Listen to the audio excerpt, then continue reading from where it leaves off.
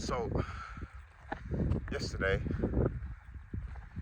in beautiful Devon, near Exmouth, near Exmouth, at the Caravan Park, I was watching France-Sweden last night, and you know some teams are just so good, so flary at football that it kind of really blows your mind, really makes you think more than anything. It really is thinking how, when you watch England play football, you watch Arsenal play football, you watch so many teams play football, and it feels like a completely different sport. You're watching someone 10 times better at your sport, and you're meant to be on the same level. Like, I'm watching this France team, and I'm looking at England going, there's not a chance I see you beating them. So, where has it gone wrong for England and almost like English football? You know, the French league is severely underperforming, doesn't have the money, yet the French national team has players like Ryan Cherki, a nominated Premier League Player of the Year, sitting on the bench getting here you go minutes. Like, it's crazy to think. So where did it go wrong? And all I can think about is, at a certain point for England, when did youth development not come the priority? When did these things happen? 2-3 years ago, I can't remember the exact day, I think it was summer 2024, Elise goes to Bayern Munich for 50 million. He has a release clause. Now, if anyone in real life has spoken to me about my opinion on Elise at the time, would pay the release clause. Go to Crystal Palace at the time, and I think Eze had a £60 million release clause, and Elise had a £50 million release clause. I'm an Arsenal fan, so I was begging Edu at the time, hey, go with 110 mil, cash on the table, go give it to Palace, and go get those two players, because they're phenomenal. But I look at what Elise and Mbappe was doing last night to that Swedish team, and I can't help to think that it is simply not just Elise is just so much better than what Eze showed us for Arsenal and England this year. Like, and I know maybe if you look at it, Eze, since Elise has left, has the better career. He had the FA Cup, the Premier League, a Champions League final, and Elise has not. He won the Bundesliga, but are we really counting that? You're looking at it and going, why am I watching Elise on the biggest stage step up? And why in England do we not have this? Follow hands. So Elise goes for 50 million. And it's just so funny that this summer, Elliot Anderson, Man City claim 116, Nottingham Forest claim 130. He's good, but I've seen Nottingham Forest. I saw him in the Europa League semi-final against Aston Villa, and Buendia ran him ragged. I've seen Ethan Oneri at the 5-0 game when Odegaard comes off injured, run him ragged. He goes for 130, 116. Let's call it 120 for the sake of it, yeah. Rice, 105. He's an industrious midfielder, top 5 in the world, but does he have X factor star quality where you're looking at him and going, now that's why you pay 105 and Arsenal have a bargain with him? You're looking at these fees. Mateus Fernandes, 85 million. Morgan Rogers quoted for 130. Barcola, 130. Diomande, 130. What happened? Because Elliot Anderson 2-3 years ago was 35 mil. Aston Villa bought from Middlesbrough 8 million. Barcola was bought for 40 million from Lyon. Diomande 20 million from Leganes. You'd almost think that's an overpay in itself for what he was at the time. When did it go wrong? When did we start trusting these mid-table clubs to do our development? Another one that just came to mind, Alex Scott, 85 million, Krupi, 85 million, Ryan, 100 million release clause. When did we start letting the Bournemouths, the Brightons, the Leipzigs start taking the development out of our hand? And when I say our hand, I'm talking as an Arsenal fan, right? Because we're begging for Barca, right? I like Barca. Like, you watch Barca for France and PSG, and he's such a chance magnet. But I look at him, and I remember Martinelli 3-4 years ago, lightning quick, direct, good finisher, had 21, had all the room to grow. I'm looking at him and going, what happened to that player to now this guy who got one Premier League goal all 25, 26 season, one Premier League goal. What happened? You're looking at Madueke. Now, if you ever watch a Madueke good game, right, he has a good game, he has bad games, you can see it. You can see the X factor. You can see the star talent in Ronnie Madueke. But why can't we develop him? Join the lovely views here. Almost approaching the Giannido.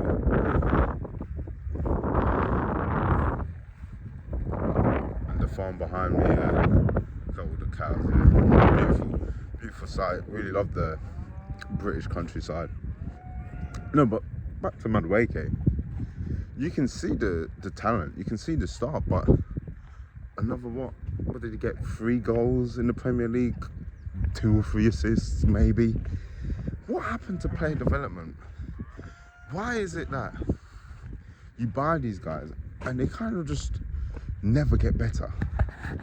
They never get better, and we need to, as top 6 clubs, need to figure this out immediately, because the market's going insane and we've moved way too far off youth development.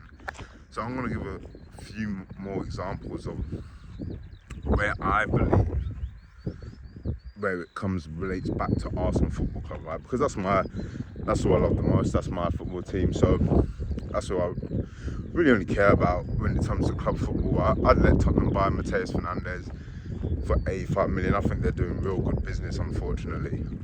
But yeah, so you look at someone like Krupi, 14 Premier League goals in one season, right? So he gets one season in the Premier League, gets 14 Premier League goals, but he's at Bournemouth. Bournemouth don't need the money. Bournemouth make money. They do good business. Blah, blah, blah, blah. Just sold Semenyo. They're quoting about 80, 90 million. I look at Ethan Nwaneri 2 years ago, 24, 25 to be exact. He gets 10 goals all competitions, right? I can't remember. I think he gets like 1 assist maybe. So Krupi gets, I don't know how many assists Krupi gets. So let's just say, for argument's sake, Krupi gets 4 assists, right? So Krupi gets 18 goals and assists at 19, 20. Ethan gets 11 at 17. I would describe Krupi as a second striker behind Evan Nielsen, and I would kind of see the same as Ethan, a great ball striker, not pacey enough to be a winger, and not like got the greatest decision making at his age to be able to deal with the consistent double triple teams Arsenal have to deal with, right, on that wing. Why do you then go, oh, we need to sell Ethan and buy Krupi? Do you see what I'm thinking here? Because here you have this talent that if he had produced what he had done for a Bournemouth, a Villa, a Newcastle, maybe not Newcastle because they can't sell for shit. They sold Elliot Anderson for 35 mil. But do you get what I mean? The Triple Bs, the Brightons, the Brentfords, the Bournemouths. If you did it, if Ethan had done that for them, he'd be an £80 million player. Alex Scott, what has Alex Scott done? Yeah, what, has a good 4 or 5 months to secure a Bournemouth 7. That don't make sense why he's now 80 million. We won't sell him. Like, he's not that great. He's a good player. So this is what I mean. I think we strayed too far from these things. Youth development, talent. I believe in talent in house personally. Money isn't important when you've got the talent in house. You're looking at Ethan, you're looking at young Max Dowman. These are phenomenal players, right? And these guys can contribute. They're proven to have contributed to high-performing teams. And as an Arsenal fan, we must only look at the most recent example that has proven that talent matters more than anything, more than any amount of money. Is we would have sold Lewis Skelly this summer, but I'm not sure what happened against Newcastle. I'm not sure what happened at the Newcastle game at home on Methison, because Zubimendi once again was having a poor game. He was falling off at the end. He has played 5,000 plus minutes at this point in the season for his first season in the Premier League. So I'm not looking at Zubimendi as a bad player. I'm not looking at it as his fault and he's not built for Arsenal or the Premier League. But something happens against Newcastle where we 1-0 up at home, doing that thing again, where it's a tense game, and he brings on Lewis Skelly in midfield. And to me, that kind of changed the season, right? Obviously, that was only about 10 minutes we had, but you can see a glimpse, and he does it against Fulham, right? He starts him against Fulham, and Lewis Skelly runs right, and he has a phenomenal game. And because he's a phenomenal player, we saw that in 24-25. He's a phenomenal player. He started struggling at the start of 25-26, but that is the price of youth development. That is the price of youth development. They struggle. They get found out. People start looking them up, looking up their weaknesses. Now it's up to you believing in the talent, in you coaching them up. That then you can coach that weakness out of them. You then platform them that weakness out of them. You know, Lewis Skelly was never a great one-on-one defender, and he really struggled it in 25-26. But you could always see he had that amazing turn and go from the midfield as an inverted left back. So we almost lost him. And now he started in the Champions League final, started in the running, and now you're looking at him as an unsellable. So do you see what I mean by talent in-house means absolutely more than anything? He's better than Alex Scott, I believe. He's better than Mateus Fernandes, I believe. He's better than, I don't know who the next guy that's going to be quoted for 100 million is. And I believe Ethan and Max are in the same category, the same boat, where I bet you give these guys a year, solid football, letting them find out their weaknesses, really coaching them up, and I bet you would find they're better than these Morgan Rogers, these guys, because I really believe in their talent. You got to only look as far as Amorim and Mainu. Amorim had Mainu looking to get sold for 30 million. Carrick gets Mainu, and he's whooping teams. Mainu's playing phenomenal against Man City, Arsenal, back in the England team. Not starting, but Tuchel's another problem. And you look at it, and you're going, where are we going wrong? That 2-3 years ago, Elise was a good player, good Premier League player. Now he's looking at the top 3 player in the world football at this World Cup. He looks phenomenal. So what I'm hoping is, TLDR, is Arsenal don't make these mistakes. You know, they see the talent in-house, they believe the talent in-house, because the market's gone insane. If Rodgers goes for 100 million because every now and then he can hit top bins. Sorry, I've seen Ethan do that, you know, I've seen Ethan do that. It doesn't make sense to me. Youth development should be the prime focus of this country, of this football. And I have no idea what the cause is. Is it pure profit? That seems to be a thing that comes up all the time. A lot of people mentioned when we was looking to sell Mouses, oh, it'd be pure profit, But look at that. does pure profit start in the Champions League final, and does pure profit turn the tide again in the Premier League title race? It doesn't. It doesn't. Great players do that. So either buck up your ideas, right, with youth development, getting progress and getting coached up, or you're just gonna have to pay this market, and this is not the market you want to be playing. This is not the market you want to be in. This is the type of market that resets. Like I think if it was like the .net crash, I feel it would be like something like that, where all the stocks are so high, and then it's just gonna go plummeting down because people are just gonna be like, we're not paying no more. What do you mean? Just because Anderson went for 120 don't mean Rodgers is 130. You know, Arsenal shouldn't pay that. I'd look in house. I'd figure it out. I don't know like what an alternative for the left wing is, because I'm a big fan of Bradley Barker. But can we scout our way out of this? Can we youth development our way out of this? Why does a talent have to be as good as Max Dowman, as good as Ethan Lewis Skelly to make the team? Is that the problem? Is there so much pressure on managers to win?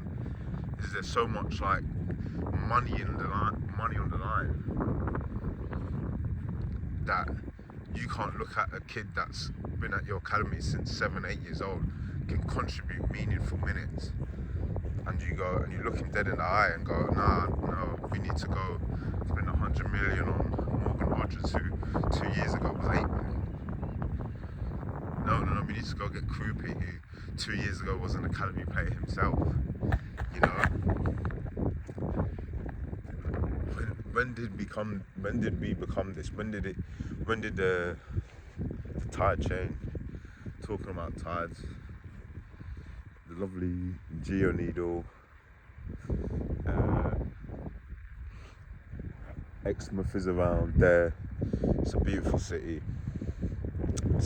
town, village. I don't really know what the difference is.